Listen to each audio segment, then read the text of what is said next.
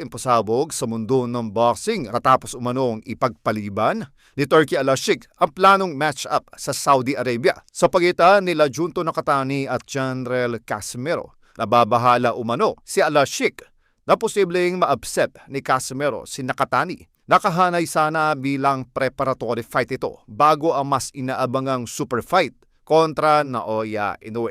At dahil dito, nabuti umano ng kampo ni Al-Sheikh na wag nang isugal ang momentum ni Nakatani. Sa halip, itulak na lamang si Casimero na magpakitang gila sa bansang Japan kung saan harapin niya ang Mexican knockout artist na si Luis Neri ngayong Abril na. Samantala, tuluyan ng umanong inaayos ni Al-Sheikh ang mas pinapangarap na mega fight sa Saudi Arabia sa pagitan nila Naoya Inoue at Junto Nakatani. Yunin itong pagsabungin ang dalawang elite Japanese champions sa isang makasaysayang gabi ng boxing sa Riyadh. Kapag natuloy, ito ang maaaring maging isa sa pinakamalaking All Japan super fight sa ilalim ng engrandeng promosyon ng Saudi boxing scene.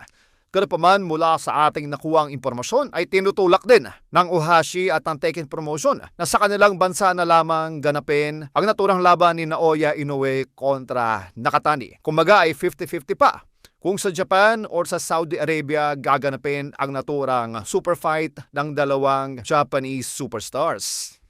Tapos lumabas ang mga ulat na humihingi ng mabigat na partida ang kampo ng Mexicanong boksingero na si Luis Neri para sa nakatakdang paghaharap nila ni Janrel Casimero sa darating na Abril sa Japan. Ayon sa mga lumalabas na impormasyon, iginigit ni Neri ang isang 60-40 na hatian sa premyo na pabor sa kanya sa kabila ng pagiging dating kampiyon din ni Casimero sa tatlong divisyon.